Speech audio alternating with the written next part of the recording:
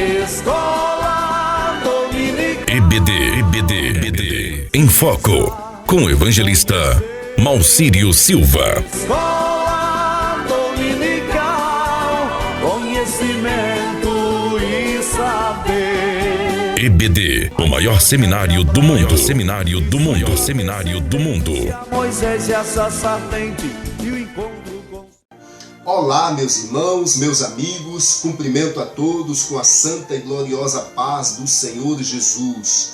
A partir deste momento, nós estaremos estudando mais uma porção da Palavra de Deus. Não se esqueça de se inscrever no canal, compartilhar este vídeo, comentar, fazer os seus comentários, curtir este vídeo, a fim de que nós possamos continuar com este projeto Ide Ensinai.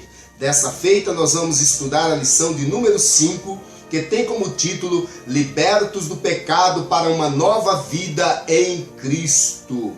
O texto áudio diz assim: mas Deus, que é riquíssimo em misericórdia, pelo seu muito amor com que nos amou, estando nós ainda mortos em nossas ofensas, nos vivificou juntamente com Cristo. Efésios capítulo 2, versos 4 e 5. A nossa verdade prática diz: por meio da maravilhosa graça divina, fomos libertos do pecado, perdoados e salvos da condenação, e ainda recebemos o direito à vida eterna. Já deu para você perceber que vamos começar esta lição falando de uma das riquezas que Paulo elencou na lição anterior.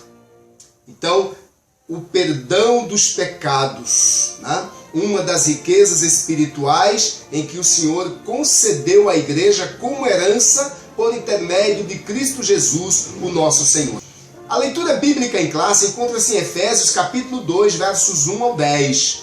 Diz assim a santa palavra: e vos vivificou, estando vós mortos em ofensas e pecados, em que noutro tempo andaste segundo o curso deste mundo, segundo o príncipe das potestades do ar, do espírito que agora opera nos filhos da desobediência, entre os quais todos nós também antes andávamos nos desejos da nossa carne, fazendo a vontade da carne e dos pensamentos, e éramos por natureza filhos da ira, como os outros também. Mas Deus, que é riquíssimo em misericórdia, pelo seu muito amor com que nos amou, estando nós ainda mortos em nossas ofensas, nos vivificou juntamente com Cristo. Aí Paulo vai dizer: pela graça sois salvos. Por quê? Porque nós não éramos merecedores, nós não éramos dignos. E nos ressuscitou juntamente com Ele e nos fez assentar nos lugares celestiais em Cristo Jesus, para mostrar nos séculos vindouros as abundantes riquezas da sua graça, pela sua benignidade para conosco em Cristo Jesus. Observe que em todas as coisas, quando se convergem para a salvação, Cristo é a primícia, Cristo está na frente, Ele é o tema principal. Observe isso. Porque pela graça sois salvos por meio da fé. E isso não vem de vós, é dom de Deus. Não vem das obras, para que ninguém se glorie. Porque se somos feitura sua, criados em Cristo Jesus, para as boas obras, as quais Deus preparou para que andássemos nelas. Então observe, meu querido, meu amigo, meu irmão, que nada que fizéssemos poderia apagar as manchas dos nossos pecados. Mas Cristo Jesus, por intermédio da sua morte expiatória na cruz do Calvário, o sangue inocente que ali foi derramado, Ele nos resgatou, Ele nos comprou, Ele nos libertou. Quebraram-se as cadeias, quebraram-se as algemas e nós ficamos livres. Objetivo geral desta lição: revelar que a graça salvadora de Cristo nos garante a vida eterna. Como assim a graça salvadora? Isso mesmo, o favor imerecido de Deus nos garante a vida eterna. Os objetivos específicos, lá no tópico 1, nós vamos refletir sobre nossa natureza pecaminosa. Observe que em função da queda de nossos primeiros pais, toda a humanidade, por natureza, contraíra o vírus do pecado. Espiritual como era o rei Davi, e ciente dessa realidade, ele diz lá no Salmo 51, verso 5: Eis que em iniquidade fui formado, e em pecado me concebeu a minha mãe. Quem é espiritual discerne bem as coisas espirituais. Davi sabia disso. Tópico 2. Objetivo: explicar que fomos vivificados pela graça de Deus. A graça de Deus nos alcançou por intermédio do sacrifício de Cristo.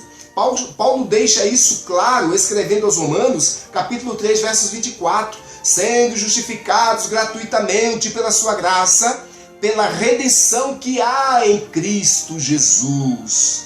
Objetivos do tópico 3, informar que nossa salvação vem de Deus e não das nossas obras. Escrevendo a Tito, capítulo 3, verso 5, Paulo diz: não pelas obras de justiça que houvéssemos feito, mas segundo a sua misericórdia, nos salvou pela lavagem da regeneração e da renovação do Espírito Santo. Então, prepare o seu coração, pegue a sua revista, pegue a sua Bíblia, porque esta lição é mais uma lição de grande ganho para a sua vida espiritual e para o seu aprendizado concernente à palavra de Deus e à vontade que Deus tem em relação à sua pessoa, à minha pessoa, à pessoa daquele que abre o seu coração para Cristo.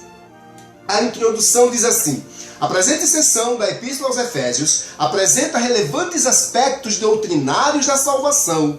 Observe que a Epístola aos Efésios, ela vai trazer todos os elementos para que você compreenda como se dar esta salvação para o pecador, para o perdido. Então esteja atento.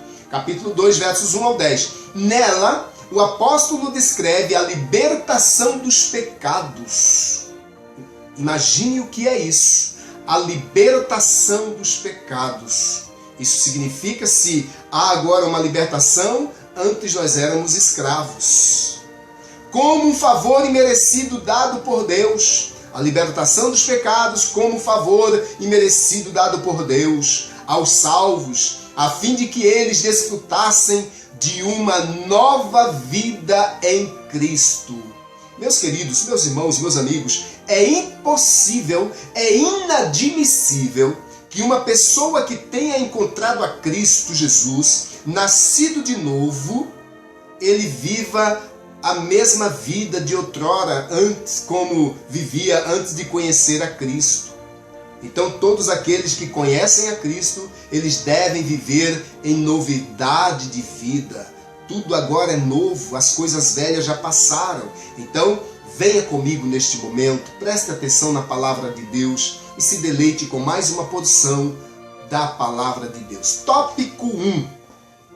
A antiga natureza morta em ofensas e pecados. No início da epístola, o apóstolo Paulo lembra que antes da regeneração, estávamos mortos em ofensas, pecados e éramos por natureza filhos da ira. Filhos da ira. Somos todos filhos de Deus? Não. Outrora, antes de conhecer a Cristo, nós éramos filhos da ira de Deus. Porque Deus, ele ama o pecador, mas ele odeia, ele aborrece o pecado. E a vida em que nós vivíamos provocava esta ira em Deus. Então, nossa condição anterior, primeiro Paulo vai elencar aqui. A nossa condição anterior, aqui no tópico 1, subtópico 1. E vos vivificou, estando vós mortos em ofensas e pecados. Diz o primeiro versículo. A palavra ofensa, do grego paratoma, tem o sentido de passo em falso, de forma deliberada. Ou seja, nós vivíamos esta vida desregrada, deliberadamente, desobedientes a Deus, distante da comunidade dos santos e provocando cada ato que nós praticávamos a ira de Deus. e nos afastando mais e mais do Criador. É nesse sentido que Paulo vai falar, tá certo? Um passo em falso de forma deliberada, à vontade, né? Sem se preocupar com o que haveria de vir. O termo para pecado é hamartia, o qual descreve como aquele que erra o alvo. Pecar, errar o alvo, errar a direção. Em vista disso, o homem em sua natureza decaída é diagnosticado como morto diante dos olhos de Deus. Este homem caído no pecado, ele está morto. Ele não existe para Deus. É por isso que Deus ele vai agora usar de todo esse artifício da morte de Cristo na cruz do Calvário para ressuscitar este homem morto, decaído, afastado de Deus por conta do pecado. Capítulo 2, verso 1. Ou seja, uma declaração da real condição das pessoas que vivem sem Deus. O conceito é de morte moral e espiritual provocada pelo pecado, que inevitavelmente separa o homem de Deus, como diz bem Isaías, capítulo 59, verso 2. Tiago, capítulo 1, verso 15 também. Tal qual um corpo inerte, a natureza pecaminosa impede o homem de ouvir, de obedecer à voz de Deus. Quem assim vive está morto enquanto vive. Morto espiritualmente, sem discernimento das coisas celestiais, sem discernimento da vontade de Deus. É um corpo ambulante, afastado do seu Criador. 1 Timóteo capítulo 5, verso 6. Subtópico 2. Nossas ofensas e pecados. A má conduta em que noutro tempo andastes é descrita por Paulo por meio da metáfora do ato de andar. Capítulo 2, verso 2a. Refere-se às atitudes erradas adotadas na vida passada do salvo antes da regeneração. Capítulo 2, verso 1. Andaste segundo o curso deste mundo. Então, Paulo ele quer dizer a forma como nós vivemos, né? Antes de conhecer a Cristo. Por isso que ele vai falar andastes. Porque agora essas pessoas conheceram a Cristo e elas estão sendo ensinadas, estão sendo orientadas. Então ele vai usar esse termo, andastes segundo o curso deste mundo. Capítulo 2, versos 2b, os costumes eram praticados conforme o sistema mundano da época. Da forma que nós fomos inseridos no mundo, praticando tudo o que era praticado e sem nenhum peso na consciência, né? Vivendo uma situação sem o conhecimento de Cristo, sem o conhecimento de Deus, então fazíamos todos os desejos da nossa carne. É isso que Paulo está falando. Mas agora não, porque agora nós vivemos uma nova vida em Cristo Jesus. Nós ressuscitamos juntamente com Ele para viver em novidade de vida e de acordo com a vontade de Deus, de acordo com os propósitos originais que Deus elaborou para o homem. Compreenda isso.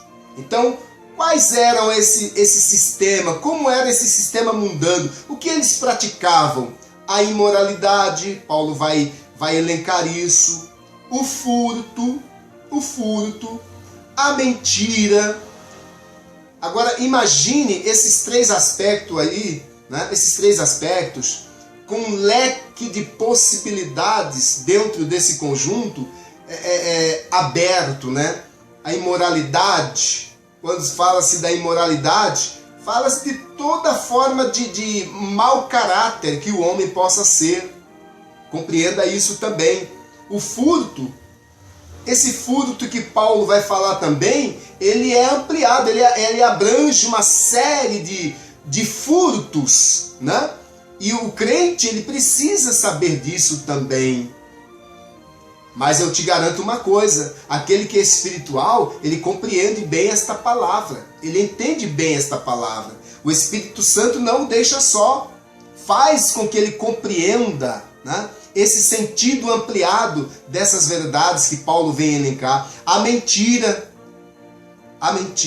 E essa mentira, ela não vai abranger somente o fato de não falar a verdade, mas o fato de adorar um Deus morto, acreditar num Deus morto, praticar coisas que Deus se agrada e achar que está agradando a Deus.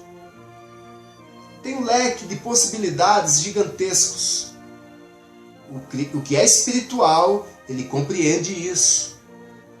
Entenda? Capítulo 4, versos 22 ao 32. Uma constatação de que o salvo não deve tomar a forma do mundo, relativizar o pecado e muito menos ajustar-se à maneira de viver de seu tempo. Romanos 12, 2. É por isso que o cristão salvo, liberto, comprado, redimido pelo sangue de Cristo, ele não vai compactuar com o mundo. Não tem como. É impossível isso acontecer. A partir do momento que você começa a compactuar com o mundo, certas atitudes, certas maneiras de viver, você está voltando outra vez à velha natureza. Na verdade, Deus nos chamou para ser a sua propriedade peculiar. Lembre-se que na lição anterior nós vimos que a igreja ela tem um papel excelente, ela é a expressão máxima da representação de Cristo aqui na terra. Então não podemos compactuar com o mundo pagão, com o mundo sem Deus, com o mundo que não tem o conhecimento de Cristo. Capítulo 2, versos 2. Andastes, ele vai dizer, andastes, segundo o príncipe da potestade do ar, segundo toda a operação maligna, segundo toda a operação satânica que busca afastar o homem de Deus. Mas andastes no passado. Hoje não. Hoje é novidade de vida. Hoje nós somos novas criaturas em Cristo Jesus. E aí quando Paulo vai falar desse príncipe das potestades do ar, ele faz uma alusão direta a Satanás, que exerce autoridade sobre os poderes do mal, sobre aqueles que não têm a Cristo. Porque aqueles que têm a Cristo, lembre que nós aprendemos já nesse trimestre que o mal não lhe toca, o inimigo não lhe toca, aquele que tem a Cristo. João capítulo 12, verso 31. Indica que os agentes malignos têm a capacidade de influenciar os homens desobedientes e incrédulos. 2 Coríntios capítulo 4, verso 4. Mais adiante na carta, Paulo alerta que a nossa luta é contra tais seres do mal. Capítulo 6, verso 12. A nossa luta não é contra o sangue, não é contra a carne, Paulo vai dizer. Quando Paulo vai dizer que a nossa luta não é contra o sangue nem contra a carne, entenda isso. A nossa luta não é contra o vizinho, aquele que está te perturbando, contra aquele chefe que te persegue. A nossa luta não é isso. Não é isso. A nossa luta é espiritual. E ela é gigantesca, porque a nossa luta é contra as hostes espirituais da maldade nos lugares celestiais, que tentam impedir com que o crente salvo permaneça nos lugares celestiais. Isso é preciso ser compreendido, meu querido. Louvado seja o nome do Senhor. Contudo, não é necessário temer, pois Deus exaltou Cristo acima de todos eles. Esse temer aqui que Paulo se refere, o que está aqui na nossa revista, não é aquele temer de em relação a Deus, né? de respeito, de submissão. Não é esse temer. Ele está falando do temer de ter medo mesmo dessas coisas. Não. Contudo, não é necessário ter medo dessas coisas espirituais que operam nos lugares celestiais para impedir que você se chegue a Cristo, para impedir que você continue a batalha. Por quê? Porque Deus exaltou a Cristo acima de todos os principados, acima de todo nome que é dado, em cima nos céus, embaixo na terra. Cristo está acima de tudo. É por isso que o cristão ele não pode ter medo dessas coisas que atormentam o mundo. Louvado seja o nome do Senhor. Capítulo 1, verso 21. Depois, capítulo 2, verso 3, ele vai dizer: andávamos fazendo a vontade da carne e dos nossos pensamentos. É lógico, porque se você não tem o Espírito Santo na tua vida, qual que é a inclinação da carne? A inclinação da carne é para o pecado, é para fazer as coisas que agradam a carne. Enquanto o Espírito de Deus, do outro lado, se entristece, porque essa não é a vontade de Deus. Não foi para isso que Deus criou o homem. Mas Paulo vai dizer que nós, outrora, andávamos fazendo a vontade da carne e dos nossos pensamentos, porque a inclinação da carne, naturalmente, é para o pecado. E quando este homem não tem a Cristo, coitado, é um pobre miserável que não consegue controlar os seus impulsos. Daí a necessidade de se aceitar a Cristo como Salvador, para que o Espírito Santo more dentro de você e você passe a viver em novidade de vida e repudiar o pecado, ter nojo do pecado, ter repulsa pelo pecado. Mas isso só é possível quando o Espírito Santo está na vida do homem. Capítulo 2, verso 3. Refere-se ainda à inclinação para fazer o mal, algo inerente à natureza humana. Por que inerente à natureza humana? Porque em Adão, nossos primeiros pais, vimos nas lições anteriores, que todos pecaram, o homem caiu, o vírus do pecado entrou no mundo. Gênesis capítulo 6, verso 5. Estão incluídos aqui os pensamentos pervertidos e a prática de todos os desejos desordenados da carne. Como resultado, éramos filhos da ira. Não é que Deus odiasse a nós, não é que Deus estivesse irado conosco, mas Deus ele tinha ódio, tinha ira, tinha do pecado que nos oprimia, que nos fazia ficar prostrados e afastados dele. Compreenda essa verdade também. Isto é, condenados e desprovidos do favor divino. Paulo sublinha que essa era a nossa condição. Capítulo 4, verso 18. Entretanto, aprove ao Pai nos eleger e nos predestinar para filhos de adoção. Capítulo 1, verso 5. Porque filhos de adoção, recapitulando o que vimos na lição anterior, porque nós não tínhamos direito à salvação. Salvação era para os judeus. Então, conforme João capítulo 1, verso 11, veio para o que era seu, os seus não receberam, mas a todos quantos o recebeu, deu-lhes o direito de se tornarem filhos de Deus. Deus não se mostra apenas misericordioso dentro desse contexto, não, mas abundantemente, riquíssimo, grande em misericórdia para com aqueles que aceitam a Jesus. Nós temos um subsídio aqui que diz assim, diante de tudo que o apóstolo expõe, para a igreja até o momento, percebemos que há necessidade do novo nascimento. É impossível você agradar a Deus sem o novo nascimento, como substituição à velha natureza. Observe, o pecado não consiste apenas de ações isoladas, mas também é uma realidade ou natureza dentro da pessoa. Ver Efésios capítulo 2, verso 3. Ou seja, você pode viver dentro de uma redoma. Você pode viver isolado deste mundo. Mas o vírus do pecado está intrínseco na tua natureza. E para saná-lo desse vírus, somente Jesus Cristo. Isso é preciso ser compreendido. É isso que Paulo vai dizer. O pecado como natureza indica a sede, a sua localização no interior da pessoa, como a origem imediata dos pecados está intrínseco no homem. Por quê? Porque os nossos primeiros pais pecaram, querido. Uma vez que os nossos primeiros pais pecaram, toda a humanidade está agora contaminada pelo pecado.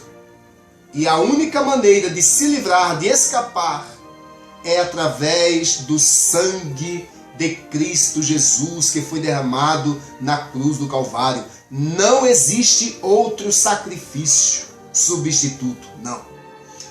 Inversamente, é visto na necessidade do novo nascimento, de uma nova natureza, a substituir a velha, pecaminosa. João capítulo 3, versos 3 ao 7, Atos dos Apóstolos capítulo 3, 19, 1 Pedro 1 e 23. Esse fato é revelado na ideia de que regeneração só pode acontecer de fora para dentro da pessoa. Jeremias capítulo 24, verso 7, Ezequiel 11, 19, ainda capítulo 36, versos 26 ao 27, capítulo 37, do 1 ao 14, 1 Pedro 1 e 3. Observando, fazendo uma ressalva aqui, de que primeiro o Espírito Santo passa a fazer morada dentro.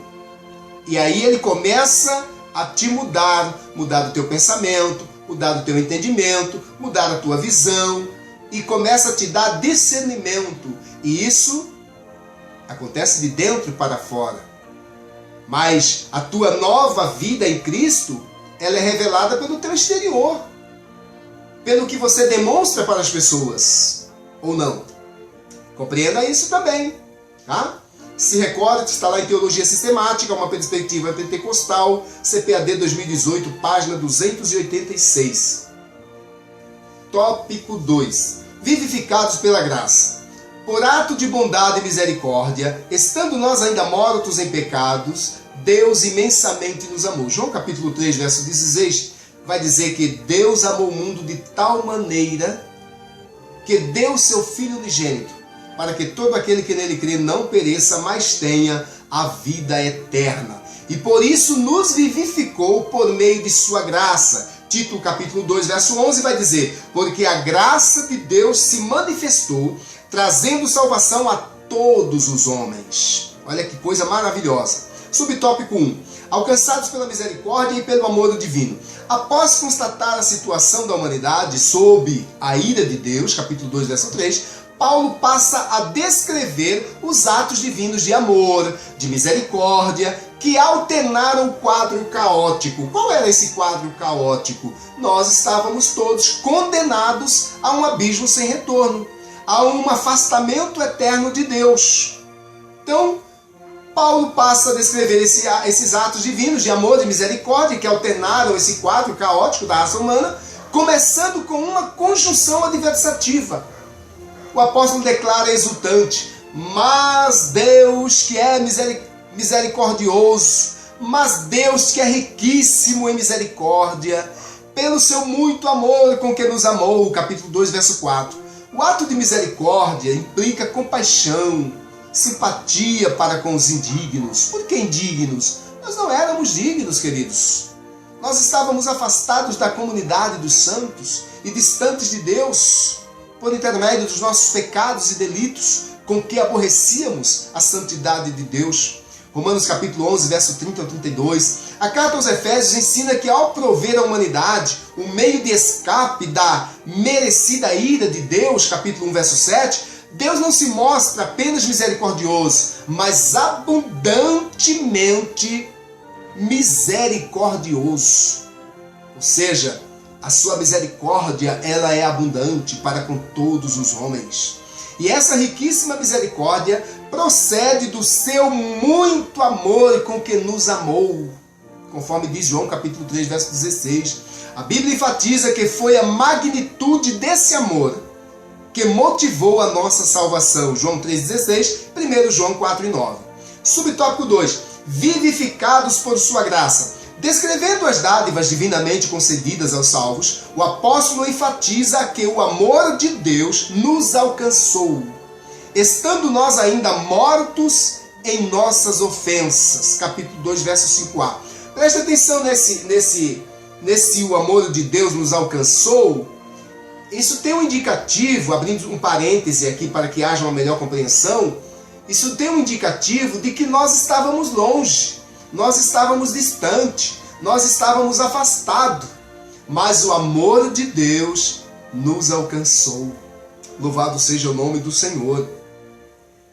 Estando nós ainda mortos em nossas ofensas, que vimos lá, né?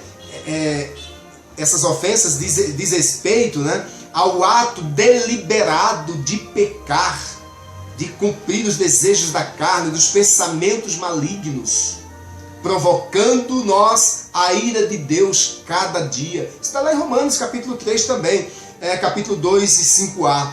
Não éramos merecedores desse amor, mas que mesmo assim Deus nos vivificou juntamente com Cristo.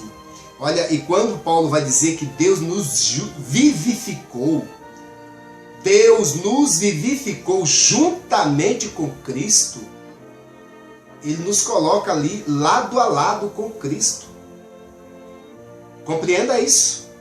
Compreenda a importância de se interpretar esse pequeno trecho.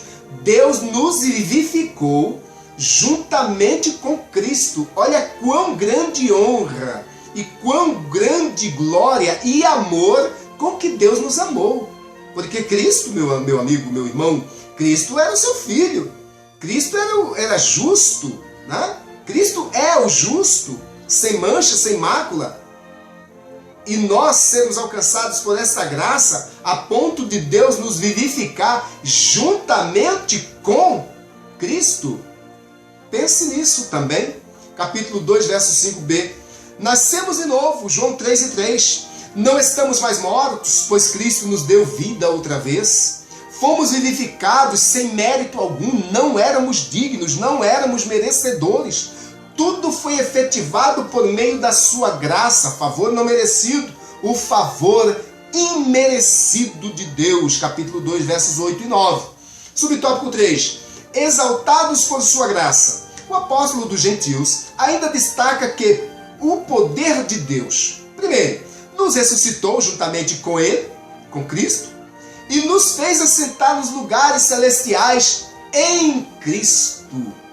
Observe que em todas as ações de Deus, em relação ao homem para a salvação, Cristo tem a primazia e ocupa esse primeiro lugar de destaque, promovendo e efetivando a salvação dos pecadores, a salvação dos crentes. Capítulo 2, verso 6.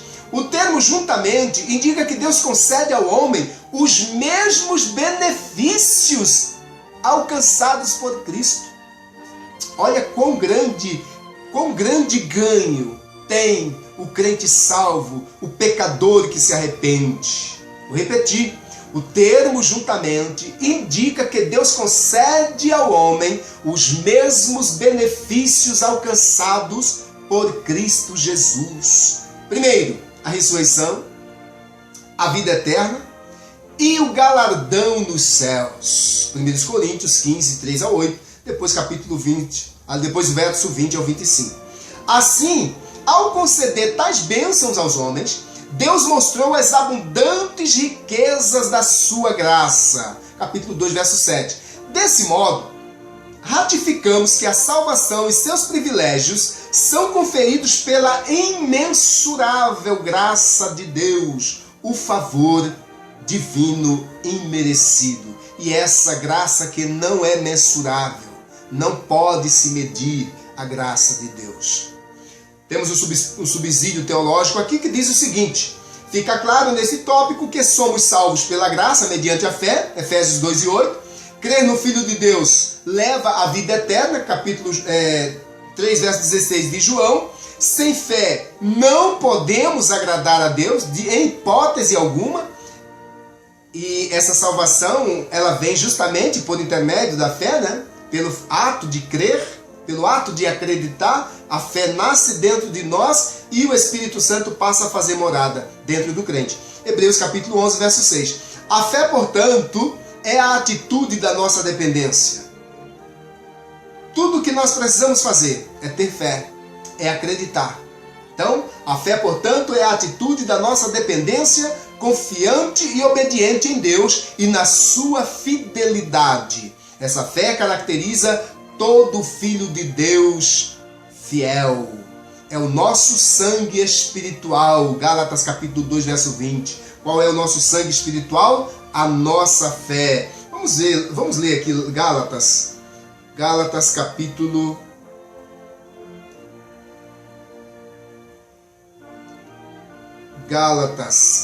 2, verso 20, que vai dizer o seguinte: já estou crucificado com Cristo e vivo. Não mais eu, mas Cristo vive em mim. E a vida que agora vivo na carne, ainda estamos vivendo na carne? Sim, mas preste atenção. A vida que agora vivo na carne, vivo-a na fé no Filho de Deus, o qual me amou e se entregou a si mesmo por mim. Por isso que Paulo parafraseia aqui dizendo, né, esse comentarista, né, dessa teologia sistemática, ele vai parafrasear dizendo que o nosso sangue espiritual é a nossa fé, porque nós vivemos em Cristo por meio da fé. Sangue é vida. Se eu não tenho sangue, eu não tenho vida, estou morto. Espiritualmente falando, é a fé que é o sangue que nos dá vida. E esta vida espiritual nós vivemos em Cristo Jesus. Logo, a fé salvífica é um dom de Deus. Até mesmo dizer que a presença de anseios religiosos, inclusive entre os pagãos, nada tem a ver com a presença ou o exercício da fé. Tem muitas pessoas que vivem emocionadas, mas a fé não é emoção, não é uma mera emoção. A fé é algo muito mais profundo. A maioria dos evangélicos, no entanto, afirma semelhantes anseios. Universalmente presentes, constituem-se em evidências favoráveis à existência de Deus, a quem se dirigem. Seriam tais anseios inválidos em si mesmos? A parte da atividade divina, direta, está lá em Teologia Sistemática, uma perspectiva pentecostal, CPAD 2018, página 370. Tópico 3. A salvação não vem das obras. Em Efésios capítulo 2, versos 8 ao 10, Paulo revela que a salvação não depende de obras humanas, porque pela graça sois salvos por meio da fé, capítulo 2, verso 8a. Ou seja, isso não vem de vós, é dom de Deus. Ou seja, não praticamos boas obras para ser salvos. Não é isso que o cristão faz. Porque somos salvos, é que devemos praticar as boas obras. Compreenda isso também. Subtópico 1, graça como meio de salvação. A salvação inclui a libertação da morte, da escravidão do pecado e da ira vindoura. Ao mesmo tempo, permite ao salvo desfrutar de todas as bênçãos espirituais descritas em Efésios capítulo 2, versos 1 ao 7. Quais são essas bênçãos espirituais? Ele nos vivificou. Compreenda isso? Ele nos vivificou. Ele nos ressuscitou juntamente com Cristo para uma nova vida, para viver em novidade de vida, para sermos a sua representação no mundo, e nos fez assentar nos lugares celestiais. Sabe, meus amigos, meus irmãos, os lugares celestiais é o lugar onde somente o salvo pode estar. Somente aqueles que têm a Cristo podem estar. É outra dimensão de vida. É outra instância dessa vida. E somente a igreja de Cristo, a igreja de Deus, ocupa esses lugares. Louvado seja o nome do Senhor. Portanto, a salvação é o livramento do poder da maldição do pecado e da morte, e a restituição do homem à comunhão com Deus. Uma bênção concedida a todos que recebem a Cristo como Salvador. Hebreus capítulo 2, versos 15, ainda 2 Coríntios 5,19. Veja que a graça é a tradução do grego charis, que significa favor imerecido. Romanos 3, 24.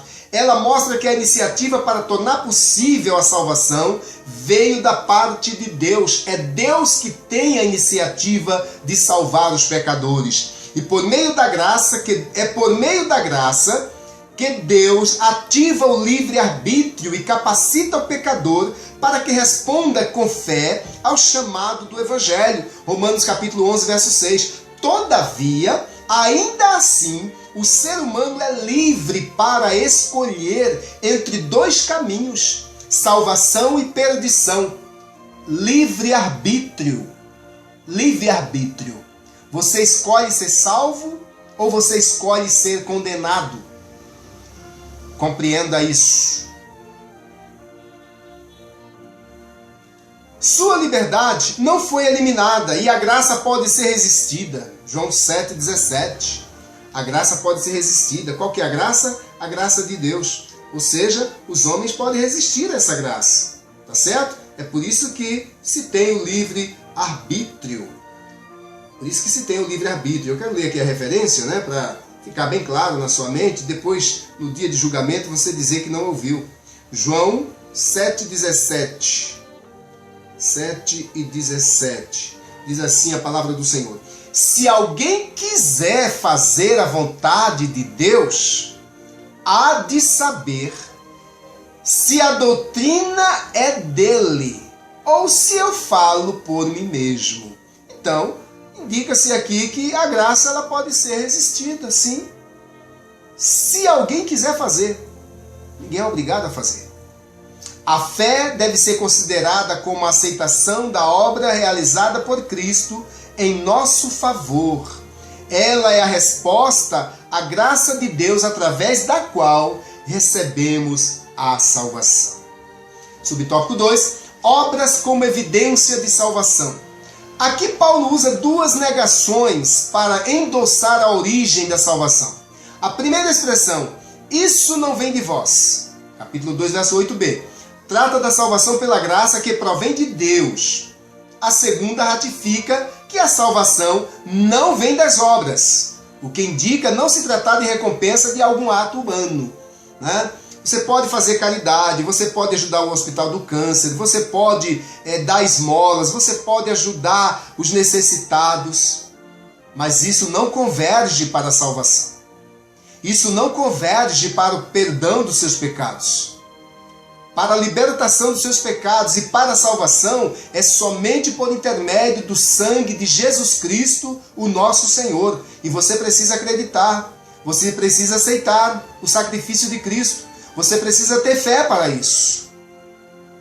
Compreenda isso? Compreenda essa realidade espiritual também. Louvado seja o nome do Senhor.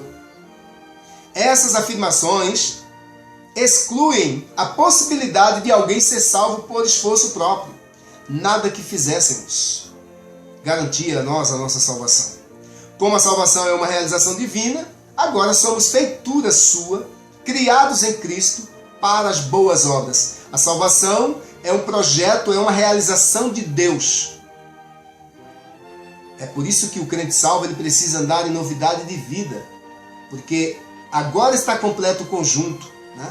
A salvação realizada por parte de Deus e agora o homem arrependido, convertido, transformado, agora sim, agora ele é filho de Deus. Agora ela é propriedade exclusiva de Deus. Isso é preciso ser discernido também. Isso é preciso ser compreendido também. Capítulo 2, verso 10. Uma transformação ocorreu. Agora em Cristo somos uma nova criatura e as coisas velhas passaram. 2 Coríntios 5,17. Por isso, se antes o apóstolo usou a metáfora do andar numa perspectiva negativa, outrora andávamos fazendo as más obras, capítulo 2, versos 2 ao 3, agora, por meio de uma perspectiva positiva, somos instados, solicitados, convocados a andar fazendo as boas obras. Não como meio para ser salvo, mas como a evidência da nossa salvação. Olha que coisa linda, que coisa maravilhosa e miraculosa. Capítulo 2, versos 10c. Nenhuma medida de esforço próprio ou de devoção religiosa pode convergir em salvação, que isso fique bem claro. Observe que pela graça sois salvos por meio da fé, e isso não vem de vós, é dom de Deus, capítulo 2, verso 8. A ação da graça de Deus está centrada em seu Filho, em Cristo Jesus. Ele é o centro de tudo, Ele é a cabeça de tudo, Ele está acima de todo principado, Ele está acima do bem e do mal, Ele está acima da verdade e da mentira, para desfazer com a sua verdade a mentira que engana os homens. Observe, a ação da graça de Deus está centrada em seu Filho, sua morte, ressurreição e entronização no céu como Senhor. Em relação à demonstração de sua graça, primeiramente vem o chamado ao arrependimento e à fé. Atos capítulo 2, verso 38. Por meio dessa convocação, o Espírito Santo torna a pessoa capaz de responder à graça de Deus através da fé ou por meio da fé. Aqueles que por meio da fé respondem ao Senhor de Jesus Cristo são vivificados juntamente com Ele, juntamente com Cristo. Capítulo 2, verso 5. São regenerados ou nascidos de novo por obra do Espírito Santo. É por isso que todo esforço que você fizer para a salvação não tem validade, não vem convergir para a salvação. Porque é o Espírito Santo quem convence. E se esse Espírito Santo não estiver na tua vida, você está perdido. João capítulo 3, versos 3 a 8.